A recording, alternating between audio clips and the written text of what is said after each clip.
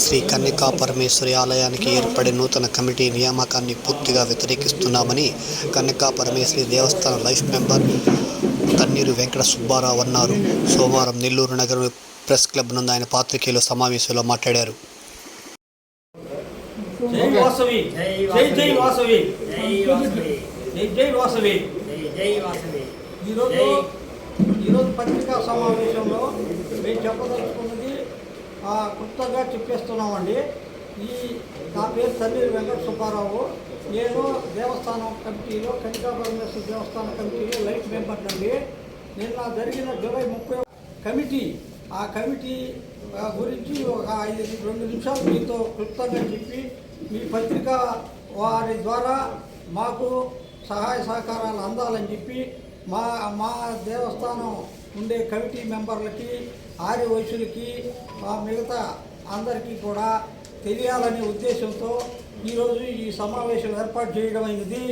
ఈ సమావేశంలో ముఖ్యంగా చెప్పదలుచుకున్నది ఏంటంటే జూలై 31వ తారీఖున కొంత ఇబ్బందికరమైన వాతావరణంలో ఒక కమిటీ అర్ధాంతరంగా ఏర్పడింది. అక్కడ సడన్గా ఏర్పడింది.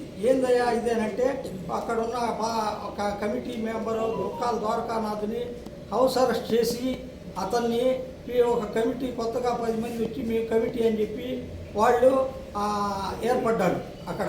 దాని గురించి మీకు 2 నిమిషాలు చట్ట ప్రకారం ఏందనేది ఆ దేవస్థానం గురించి మేము తెలియజేయదలుచుకున్నాం.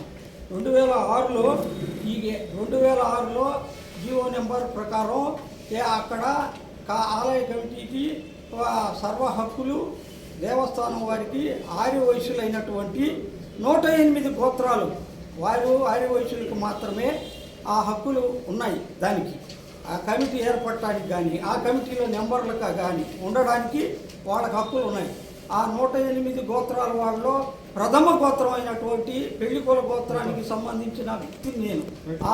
అక్కడ జరిగిన ఇన్సిడెంట్కి మనస్తాపం చెంది నేను ఈరోజు మీ పత్రికా వారి సముఖంలోకి వచ్చి విన్నవించుకుంటున్నాను. ఇక్కడ జరిగింది ఏంటంటే అక్కడ ఆ కమిటీ దానికి ఇల్లీగల్ కమిటీ మొన్న ఏర్పడింది. ఆ కమిటీ ఎలాగంటే 28/2023న ముక్కాల ద్వారకానాథ్ ఒక కమిటీ ఏర్పాటు చేశారు. ఆ కమిటీకి చట్టబద్ధత ఉంది. దానికి 3 సంవత్సరాలు పరిమితి ఉంది.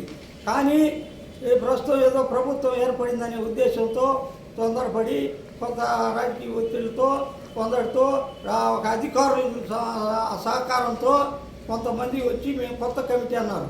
కానీ దానికి నేను లీగల్గా అడిగి తెలుసుకున్న తర్వాత ఈ ఏర్పడిన వాళ్ళకి ఏ వాళ్ళ హక్కులు లేవు. ఎలాగంటే ఆ కమిటీ సుప్రీం ఎవరంటే సర్వసభ్య సమావేశం అవమానించడం కరెక్ట్ కాదు.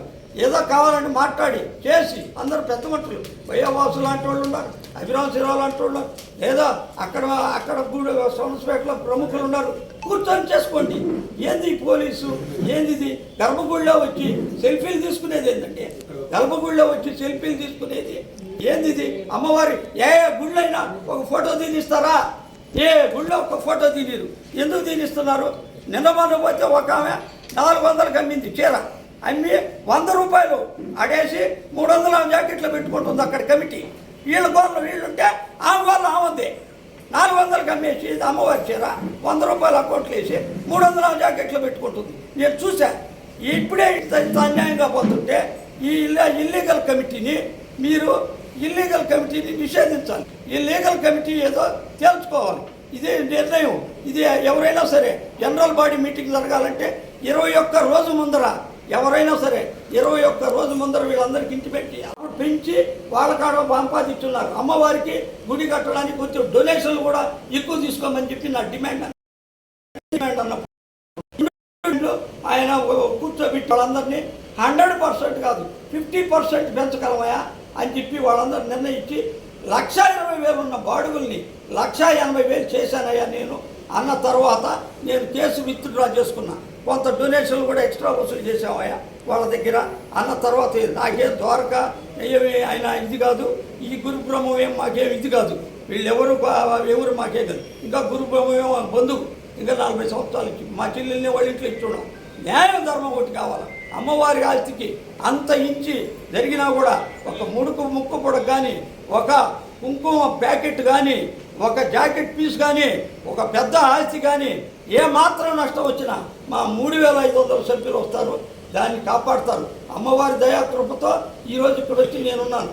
నేను ఏ రోజు ఎక్కడ నేను ఈ విషయాల్లో ఎప్పుడు పార్టిసిపేట్ చేసినటువంటిగా ఈ వారం రోజులుగా జరిగింది. ఇదంతా నా మనసుకు మనోవేదన కలిగి ఈరోజు నేను మీ అందరి ముందరికి రావాల్సి వచ్చింది. దీన్ని మీరందరూ కూడా పత్రికాముఖంగా తీసుకెళ్ళి న్యాయంగా అమ్మవారికి ఏ అన్యాయం జరగకుండా, కమిటీ మెంబర్ల హక్కులు హరించకుండా ఉండేట్టుగా దీన్ని కలెక్టర్ గారికి మేము ఆల్రెడీ ఇంటిమేట్ చేసాం. మీ తరఫున కూడా అడగండి, దీన్ని న్యాయాలు జరగండి. దీని మీద క్రమశిక్షణ